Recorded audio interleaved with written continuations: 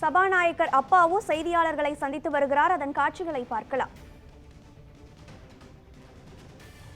அதில் ஒரு சிறு பகுதியை கூட ஒன்றிய அரசுலேருந்து நமக்கு இந்த நிமிஷம் வரை வழங்கலை.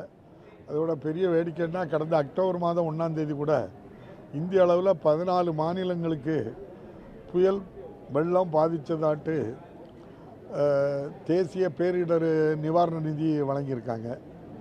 குறிப்பாக எங்கெல்லாம் கொடுத்தாங்க அப்படின்னு சொல்லி கேட்டீங்கன்னா குஜராத்துக்கு 600 கோடி ரூபா கொடுத்துருக்காங்க, மகாராஷ்டிராவுக்கு 1492 கோடி ரூபா கொடுத்துருக்காங்க, ஆந்திராவுக்கு 1250 கோடி ரூபா கொடுத்துருக்காங்க, அஸ்ஸாமுக்கு கொடுத்துருக்காங்க.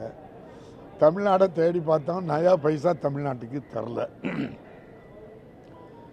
கேரளா வயநாட்டில் 200க்கு மேற்பட்டவர்கள் இறந்துட்டாங்க, பல ஆயிரம் பேர் பாதிக்கப்பட்டாங்க, ஆயிரக்கணக்கான பேருக்கு வீடுகள் பாதிப்பு கேரளாவில். கேரளாவுக்கும் அதில் ஒரு நயா பைசா கூட அந்த தேசிய பேரிடர் நிவாரண நிதியிலிருந்து வழங்கலை.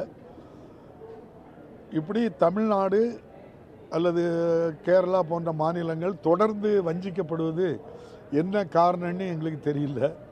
நம்முடைய மாண்புமிகு பாரத பிரதமர் பேசும்போது தமிழில் 2 வார்த்தையை உச்சரித்து தமிழுக்கு பெருமை சேர்த்த மாதிரியும் தமிழக மக்களுக்கு பெருமை சேர்க்கிற மாதிரியும் சொல்கிறாங்க. இந்தியாவிலே அதிகமான ஜிஎஸ்டி வரியை முதல் மகாராஷ்டிரா கொடுத்தாலும் 2வது இடத்துல நம்ம கொடுக்குறோம். திருப்பி தருகின்ற பணம் நமக்கு தர வேண்டிய பணங்களை எய்ம்ஸ் மருத்துவமனைக்கு இன்னும் பைசா தந்து இன்னும் வேலையே ஆரம்பிக்கலை. அதே போல் நம்ம மெட்ரோ திட்டத்துக்கு 2ஆம் கட்ட திட்டத்துக்கு எவ்வளோ கஷ்டப்பட்டு நம்ம அந்த திட்டத்தை நிறைவேற்றிக்கிட்டு இருக்கோம். ஒவ்வொரு காலகட்டத்திலையும் அனுமதிக்கும் கஷ்டம், அதை தொடர்ந்து நடத்துவதற்கும் கஷ்டமானது தான் இருக்குது. அதே போல் சர்வ சிக்ஷா அபியான்